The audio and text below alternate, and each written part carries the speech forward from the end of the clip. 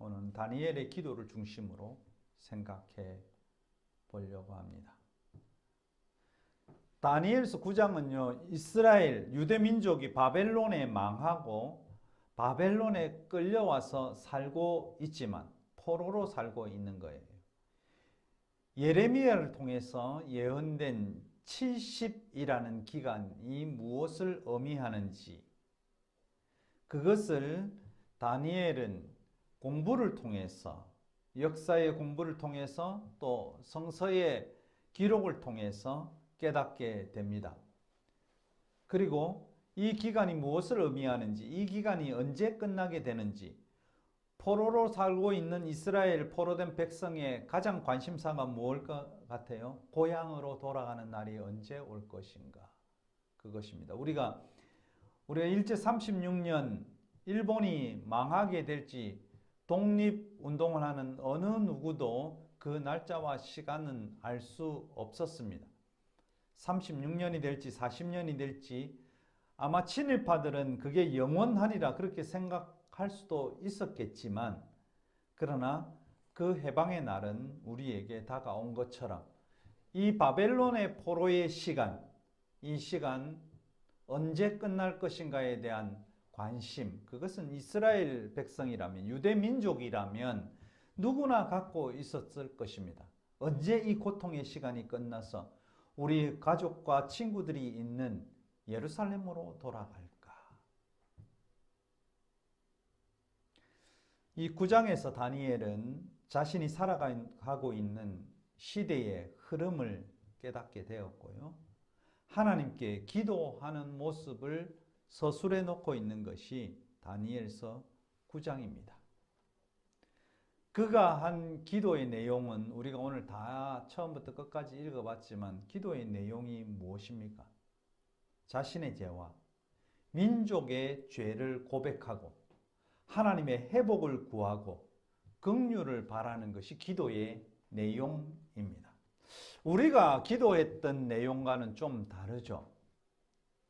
다니엘의 기도의 내용은 우리 민족이 이러이러한 잘못, 그 민족이 다 누굽니까? 자기를 포함해서 유대 포로로 잡혀와 있는 유대인, 그리고 고향에 살고 예루살렘 고향에 살고 있지만 바벨론의 지배 아래에 있던 그 백성들이 무엇 때문에 그럴까? 그것은 그들의 죄악이라는 것입니다.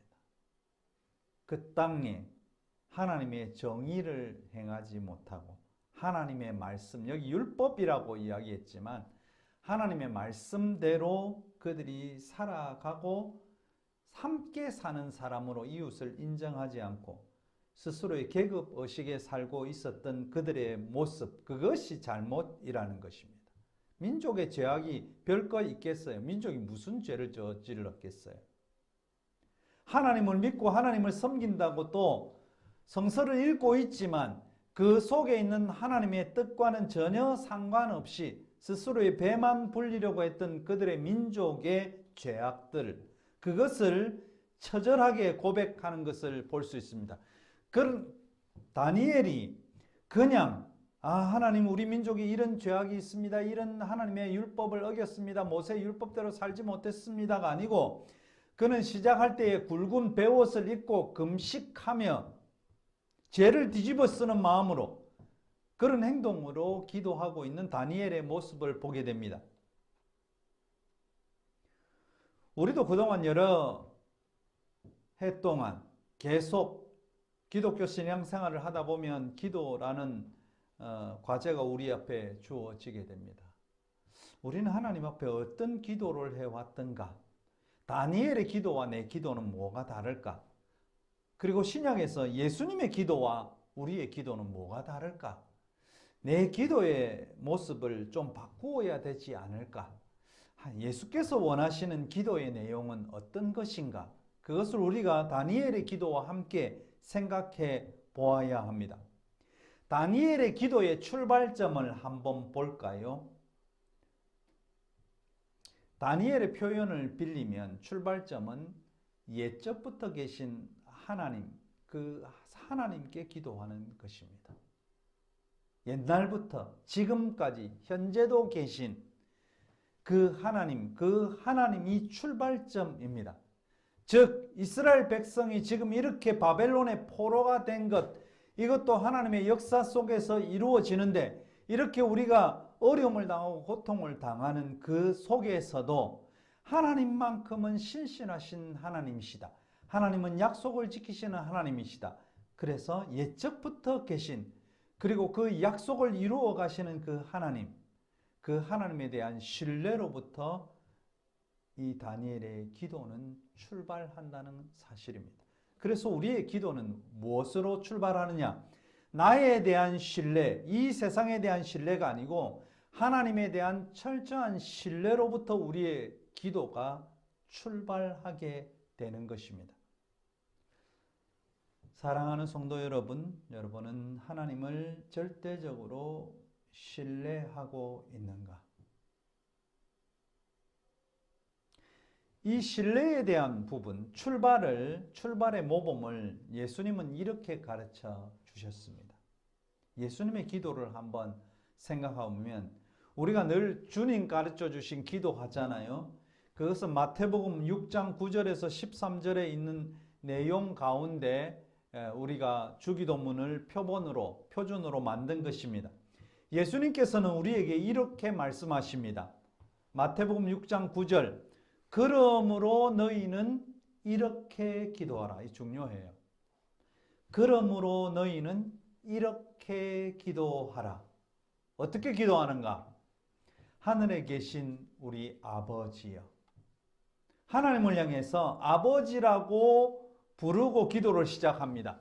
그래서 기도는 어떤 관계에서 시작하느냐? 부자 관계에서 시작합니다. 부모와 자녀의 관계 속에서 우리의 기도가 출발해요. 멀리 계신 하나님이 아니고 우리의 가족처럼 바로 옆에 계신 하나님, 아버지, 여기서부터 시작합니다. 우리 주기도문을 한번 보면 하늘에 계신 우리 아버지여, 이름이 거룩히 여김을 받으시오며 나라가 임하옵시며 뜻이 하나님의 뜻이 하늘에서 이루어진 것처럼 그 하나님의 뜻이 이 땅에서 이루어지기를 원합니다. 오늘 우리에게 일용할 양식, 이것이 헬라어의 다른 표현은 일용할 양식이 아니고 내일의 양식입니다. 오늘 우리에게 일용할 양식 또는 다른 표현은 내일의 양식을 주시옵고, 우리가 우리에게 죄 지은 자를 사하여 준 것 같이 우리 죄를 사하여 주시옵고, 이것은 헬라어 성서에서는 빚진 자를 탕감하여 준 것 같이 우리 빚도 탕감하여 주시옵고, 이렇게 번역할 수가 있습니다. 그러니까 우리가 우리가 빚진 자를 탕감하여 준 것 같이 우리 빚도 하나님 탕감하여 주옵시고, 우리를 시험에 들게 하지 마시옵고 다만 악에서 구하시옵소서. 이 뜻은 악한 자에게서 구하시옵소서와 동일한 것입니다. 악한 자에게서. 그 다음에 우리가 나라와 권세와 영광이 아버지께 영원히 있사옵니다, 이렇게 뒤에 구절이 붙어 있지만 고대 사본에는 이 나라와 권세와 영광이 아버지께 영원히 있사옵나이다, 이 구절은 없습니다. 그냥 추가된 구절입니다. 누가복음에서도 예수님께서 이 기도에 대해서 똑같이 가르쳐 주셨습니다. 누가복음 11장에도 이 마태복음 6장에 있는 주기도문이 나오는데요, 아주 간단하게 말씀합니다. 예수께서 한 곳에서 기도하시고 마치심에 제자 중 하나가 여짜오되, 주여, 요한이 자기 제자들에게 기도를 가르친 것처럼 우리에게도 기도를 좀 가르쳐 주세요 라고 말씀합니다. 이때 예수님께서 이렇게 말씀합니다. 너희는 기도할 때에 이렇게 하라. 마태복음은 하늘에 계신 우리 아버지여로 되어 있지만 누가복음에는 이렇게 되어 있습니다. 너희는 기도할 때에 이렇게 기도하라. 아버지여, 이름이 거룩히 여김을 받으시오며 나라가 임하시오며 우리에게 날마다 일용할 양식을 주시옵고 우리가 우리에게 죄 지은 모든 사람을 용서하오니 우리 죄도 사하여 주시옵고 우리를 시험에 들게 하지 마시옵소서 하라. 마태복음 기도와 예수님께서 가르쳐 주신 기도와 누가복음의 기도는 조금 다르죠. 누가복음은 하늘에 계신 아버지가 아니고 바로 우리 옆에 있는 아버지입니다. 아버지여. 그래서 우리는 기도할 때 아버지여 이 한마디면 다 끝나는 것입니다. 예수님께서 가르쳐 주신 기도는 아주 단순 명료합니다. 하나님 아버지로 언급하고 그 나라의 임금과 백성의 관계가 아닌 기도할 때는 아버지와 자녀의 관계. 멀리 있는 하나님의 관계가 아니고 바로 옆에 나와 함께 호흡하고 나와 함께 생활하고 있는 그 하나님. 아버지의 부자관계, 자녀관계에서 시작합니다. 성서는요, 하나님이 사람을 창조하셨다고 우리 성경에 기록하고 있습니다. 그래서 우리는 처음에는 하나님과 우리의 관계가 창조주와 피조물의 관계입니다. 그 다음에 우리는 예수님을 통해서 하나님의 사랑받는 자녀의 관계로 우리가 하나님께 기도하는 것입니다. 그래서 우리 기도는 부자 관계에서 이루어지는 것입니다. 다니엘은 이렇게 기도합니다. 4절에 크시고 두려워할 주 하나님, 주를 사랑하고 그 계명을 지키는 자를 위하여 언약을 지키시고 그에게 인자를 베푸시는 이시여.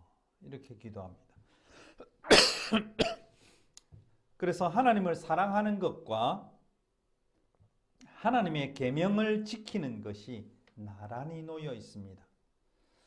그 사랑이라는 것이 뭡니까? 사랑이라는 것이 감정과 정서적인 표현이잖아요. 사랑한다 이러면 감정이 거기에 있어야 되고 정서적인 표현이 사랑이라는 표현입니다. 우리가 자녀를 키워보면서 느끼는 것, 이 사랑의 감정을 생각해 보면은요, 사랑이라는 것은 감정적이고 정서적인 표현이라고 제가 말씀드렸잖아요. 그래서 애를 키워보면, 자식들을 키워보면 아이들을 사랑하는 부모의 감정과 정서가 그대로 아이들에게 전달이 됩니다. 그래서 아이들에게 부모의 사랑의 마음이 그리고 정서가 전달이 되면 자연스럽게 아이들은 부모의 말을 정말 잘 들어요. 아이고, 무슨 말을 하는지, 우리 엄마가 무슨 말을 하는지, 우리 할머니가 무슨 말을 하는지 귀를 기울이고 듣습니다. 그리고 노력합니다. 무슨 노력합니까? 사랑받는 우리 엄마, 아빠. 그리고 그 사랑하는 부모님의 마음에 들기 위해서 얼마나 그 이쁜 짓을 하는지 모르잖아요. 사랑한다는 것은 그것입니다. 사랑이 전제가 되면 정말 부모와 대화도 잘 통하고 의견도 통하기도 하고 부모님이 나에게 무엇을 원하시는지 거기에 부모님이 무엇을 기뻐하시는지 거기에 대한 깊은 생각을 가지게 됩니다. 그러나 사랑이 전제로 되어 있지 않으면 사랑받지 못한다고 느끼면 부모가 하는 모든 말이 뭘로 느껴지겠어요? 잔소리로 느껴집니다. 압박으로 느껴집니다. 그래서 반발하게 되는 것입니다. 우리 기도도 마찬가지입니다. 우리가 진실로 하나님을 사랑하고 그 하나님의 사랑을 신뢰한다면, 그래서 다니엘서 9장의 다니엘의 기도도 보면 똑같은 것입니다. 우리가 하나님을 사랑한다면 그의 계명을 지킬 수 있다는 것입니다. 그것이 잔소리요 압박이 아니고 그것이 참 즐거운 일이기 때문에 그 계명을 지킨다는 것입니다. 그분을 사랑하고 하나님의 사랑을 감정적으로 정서적으로 체험하게 되면 하나님의 계명을 잘 지키는데, 하나님의 계명을 예수님이 딱 두 마디로 단정을 해서 우리에게 알려주셨잖아요. 이웃을 사랑하고 사람을 사랑하고 하나님을 사랑하게 되는 것, 이것이 하나님의 계명이었습니다. 그러므로 기도의 전제, 기도의 출발점은 사람을 사랑하시는 하나님에 대한 절대적인 신뢰, 그리고 역사를 움직이시는 하나님의 정의와 공의에 대한 절대적 확신에서 우리의 기도가 출발되어야 한다는 것입니다. 두 번째는 다니엘 기도의 핵심은 무엇일까요? 우리가 다니엘서 9장을 읽으면서 다니엘 기도의 핵심은 민족적 회개의 촉구입니다. 민족의 아픔, 민족의 슬픔, 민족의 문제를 가슴에 안고 기도하는 다니엘의 모습을 보게 됩니다. 우리는 대한민국을 위해서 기도합시다. 뭐 이렇게 이야기하면 뭐 청와대에서 뭐 옛날에는 청와대에서 찬송 소리가 나고 기도 소리가 나고 뭐 이런 기도했잖아요. 그거 다 쓸데없는 것입니다. 청와대에서 찬송 소리가 나고 기도 소리가 났을 때 어떤 일이 대한민국에 났는지 생각해 보면 우리는 우리의 기도 그리고 다니엘 기도의 핵심을 다시 한 번 더 생각해 보아야 합니다. 다니엘의 기도의 핵심은 민족적 회개의 촉구입니다. 왜 하나님의 선택된 백성 유대 민족에게 이러한 수치와 고통이 일어났는가? 왜 이런 수치를 당해야 되었는가? 그것은 분명히 표현하기를 하나님의 공의가 이 땅에 이루어져야 하는데 그 공의가 하나님께로 다시 돌아가게 되고 이 공의가 하나님께로 돌아가게 되니까 이 땅이 수치를 당하게 되었다고 말씀하고 있습니다. 11절, 9장 11절에 가서 보면 온 이스라엘이 주의 율법을 범하고 치우쳐 가서 주의 목소리를 듣지 아니하였으므로 그렇게 표현합니다. 성서의 율법의 핵심은 무엇이냐 하면 율법을 범했다가 하잖아요. 율법의 핵심은 같이 사는 것입니다. 율법이 굉장히 복잡하게 느껴지고 우리가 율법 하니까 대단한 것 같지만 그게 아니고 율법의 핵심을 알면 모든 것이 다 이해가 됩니다.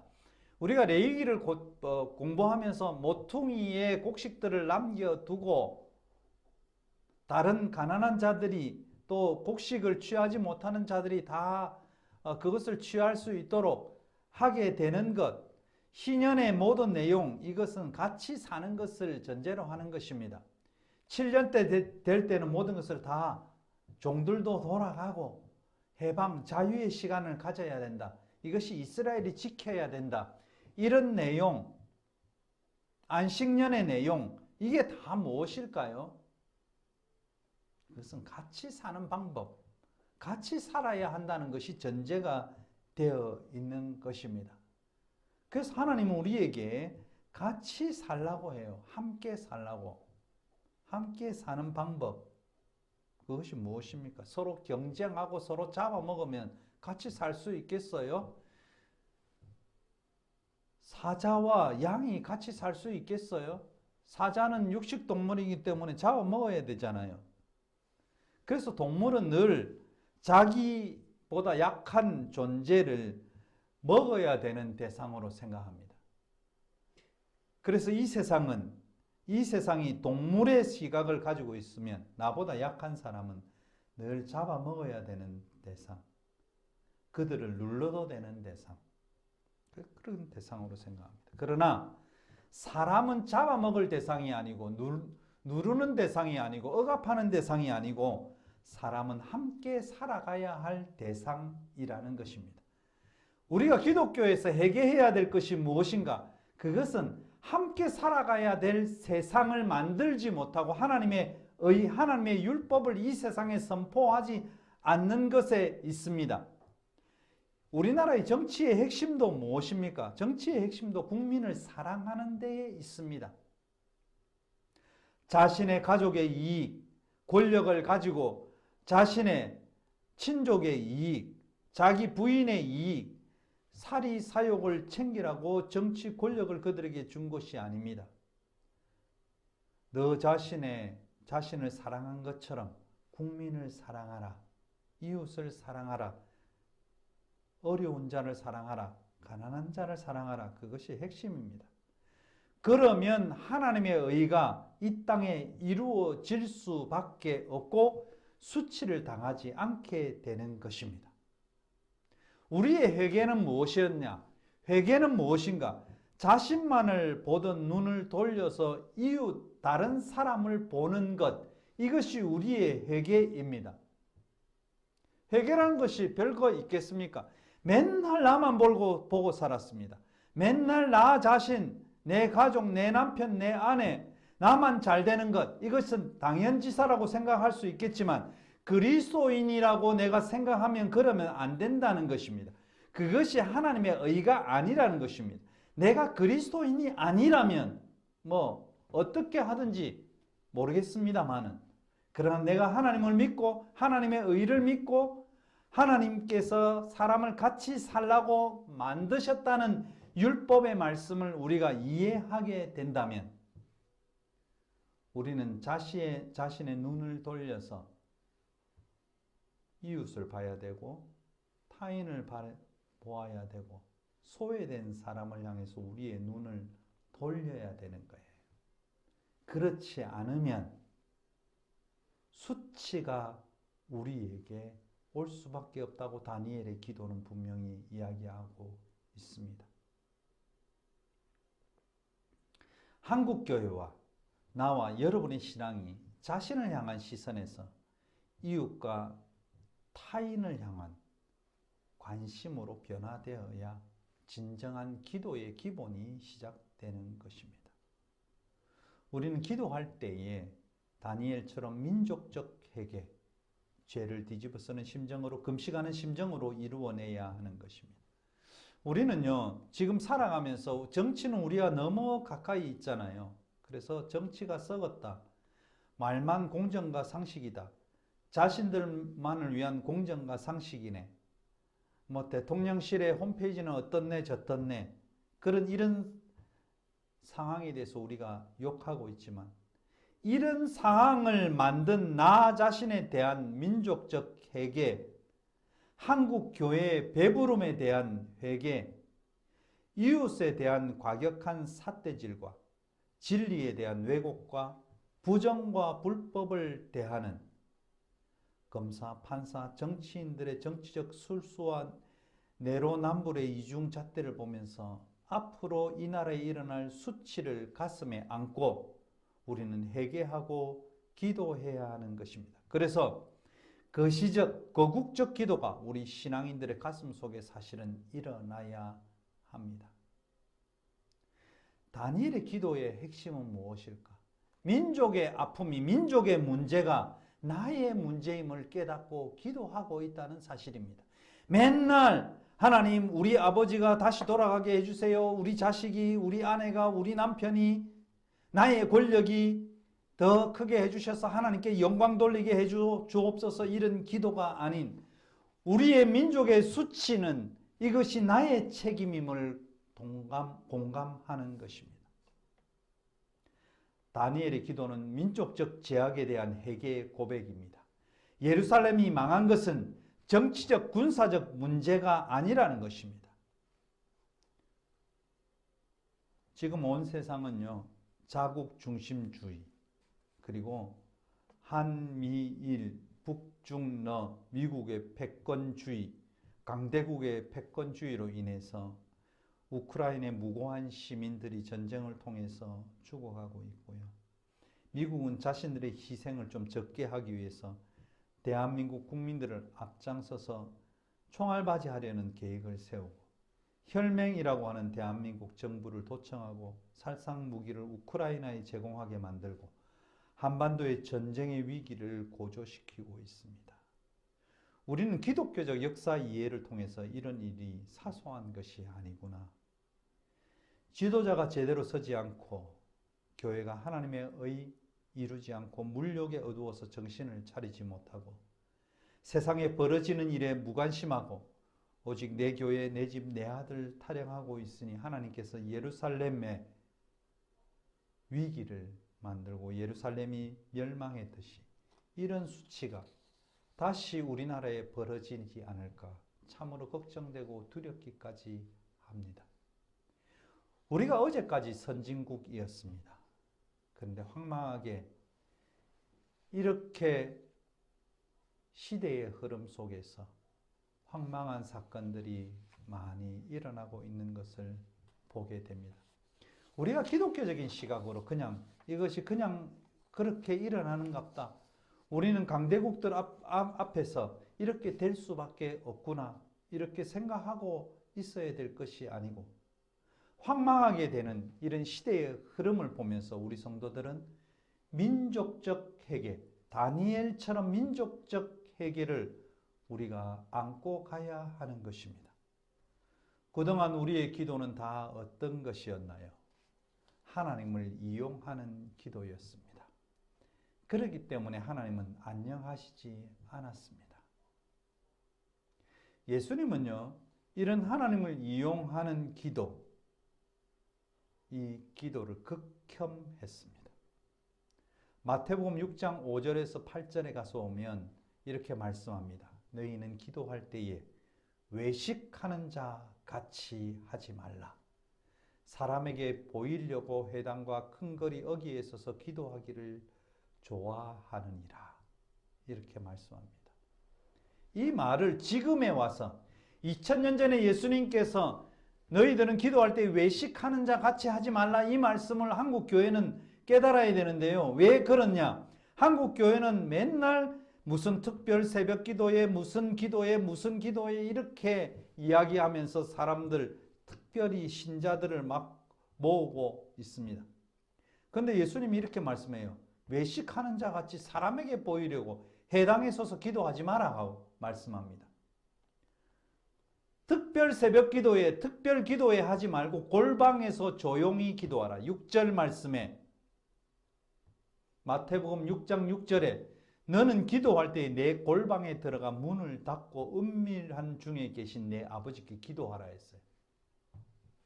교회 와서 무슨 행사처럼 기도해 하지 말고 조용히 골방에 들어가서 기도하라고 말씀합니다. 그렇게 기도할 때에 은밀한 중에 계신 아버지께서 갚아주시리라. 멀리 계신 하나님이 아니고 우리가 아버지께 기도하잖아요. 아버지께서는 내가 은밀한 중에 조용조용 기도해도 다 알아듣는다고 말씀하고 있습니다. 특별 새벽기도, 특별 철야기도, 무슨 기도회가 우리는 하나님께 다가가게 할 수 없다는 것입니다. 그런 기도를 하니 하나님이 안녕하시지 못하죠. 마태복음 6장에는 똑같이 이렇게 말씀합니다. 너희는 자기가 받을 상을 이미 다 받았느니라 말씀합니다. 아주 굉장한 말씀을 6장 8절에 예수님은 말씀하고 있습니다. 그러므로 그들을 본받지 말라. 정말 중요한 말씀이에요. 이 말씀을 하고 난 다음에 결론적으로 뭐라고 말씀하냐면 구하기 전에 아버지는 구하기 전에 너희에게 있어야 할 것을 하나님 너희 아버지께서 아시느니라. 네가 기도 안 해도 하나님 아버지는 너희 아버지는 너희를 정말 사랑하는 아버지는 너희에게 있어야 할 것을 아신다고 해요. 구하라, 찾으라, 문을 두드리라 말씀하신 예수님께서 하나님 아버지는 구하기 전에 우리에게 필요한 것이 무엇인가 아시고 계시다는 거예요. 그래서 7절에 너희는 중언부언하면서 왔다 갔다 하면서 이 소리 저 소리 하면서 우리 남편, 우리 아내, 우리 아들 그런 기도 안 해도 된다. 하나님 말을 많이 하셔야 아버지가 듣는 줄 아나. 안 그렇다. 이런 것은 본받지 말라. 구하기 전에 너희에게 있어야 할 것을 하나님 너희 아버지께서 아신다. 너희 필요는 하나님이 미리 아신다는 것입니다. 그러므로 너희는 이렇게 기도하라고 주님 가르쳐 주신 기도를 우리에게 가르쳐 주셨습니다. 핵심이 무언가요? 하나님의 뜻이, 하나님의 의가 하늘에서 이루어진 것처럼 이 의는 하늘로 올라가는 게 아니고요. 이 의는 이 땅으로 내려오는 거예요. 다니엘이 기도하면서 하나님의 의가 다시 하나님께로 돌아갔다고 말씀하면서 그렇게 되니까 수치를 당하였다고 말씀합니다. 하나님의 의가 이 땅에 이루어져야만이 우리는 이 수치에서 벗어날 수 있는 것입니다. 다니엘의 기도의 핵심은 지역 공동체, 민족 공동체의 부정과 불법이 나의 책임임을 통감하고 철저히 하나님 앞에 하나님의 의가 우리 공동체 가운데 이루어지기를 간절히 기도하는 것입니다. 그래야 하나님이 안녕하신 것입니다. 다니엘은 하나님의 긍휼에 의지하여 이스라엘의 회복을 구하는 기도를 드리고 있습니다. 그러기에 우리의 성도의 기도는 무게감이 느껴져야 합니다. 우리의 기도 한마디 한마디는 정말 무겁습니다.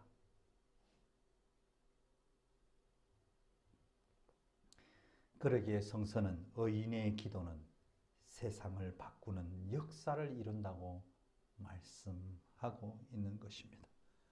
사랑하는 성도 여러분, 우리는 초보 수준의 기도에서 좀 벗어나시기 바랍니다. 자신을 비하하는 기도에서 벗어나야 합니다.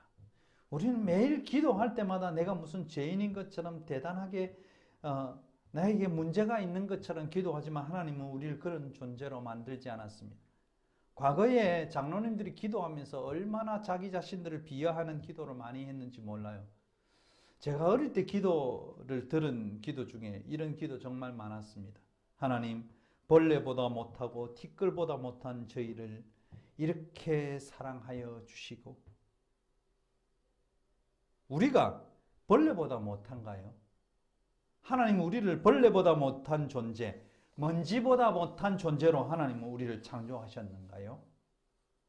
하나님은 우리를 세상의 가장 귀한 존재로 만드시고 우리를 부르시고 자녀 삼아서 아버지라고 부르는 것에 기쁨을 느끼시는 것이 우리가 믿고 있는 하나님입니다. 우리를 자녀 삼은 하나님이 다니엘처럼 우리를 부르셔서 민족을 위한 통곡의 기도를 이 시대에 원하고 계시는 것입니다. 금식하고 베옷을 입고 죄를 뒤집으시는 심정으로 하나님의 긍휼을 우리는 구해야 합니다. 다니엘 시대에도 크나큰 제국들의 본질은 전혀 변함이 없었고 약한 나라를 무력으로 짓밟고 그리고 힘없는 자들을 향해서 늘 폭력을 일삼는 그들이었습니다. 아직도 이러한 세력들이 하나님의 이름을 빙자해서 선량한 백성들의 주머니를 털어가는 불의의 시대를 우리는 살고 있습니다. 우리는 다니엘의 기도처럼 예수님이 가르쳐 주신 기도처럼 혼자 골방에 들어가 오직 하나님의 얼굴의 빛을 바라는 심정으로 기도해야 됩니다. 거기에 하나님이 계시며 거기에 하나님은 응답으로 임하실 것입니다. 이 땅의 불의가 수치를 당하며 이 땅의 부정이 수치를 당하며 오직 하나님의 의가 승리하는 정의, 평등, 평화의 하나님 나라가 온 세상에 임하길 간절히 원하는 기도가 오늘 우리 성도들 가운데 있어야 합니다. 당신의 하나님은 안녕하신가요? 당신의 하나님은 불편하신가요?